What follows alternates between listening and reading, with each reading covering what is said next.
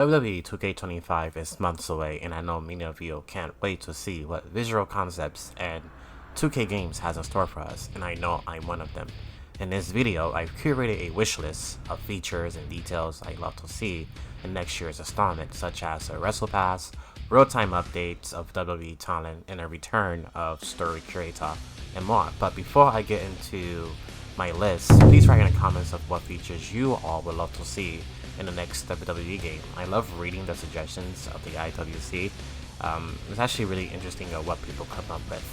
But also, please also remember to like the video, as it greatly improves my algorithm and it helps my viewers like you find me. So thank you.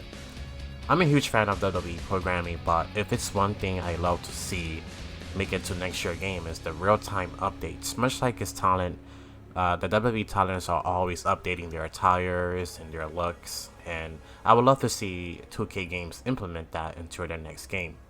It'll keep the game fresh, new, and semi-updated. Having to rely on mods or the community creations to update Jey Uso or Cody Rhodes to stay up to date is a bit unfortunate. Jey Uso get a new look, bam, you have an update that's ready to go. Rhea Ripley hair has gotten longer, bam, a new update. It'll just keep the game from burning out, and it boosts its longevity. Next is a Wrestle Pass. Currently the game has a locker / manufacture system which relies very heavy on the gacha, which is another word for random or drop events. I've always found my fashion not very useful, tedious, and a bit scummy. It's not always guaranteed that you'll get that skin of my faction, so in turn gamers have spent real world money on drops in my faction. Why not introduce a Wrestle Pass where you can unlock wrestlers, gears, arenas, background music, and more by simply playing the game. As of now, you can unlock wrestlers and arenas by using VC, which is not why not implement a Wrestle Pass? The more we play, the more we can unlock. I don't know, I guess it just makes more sense to me.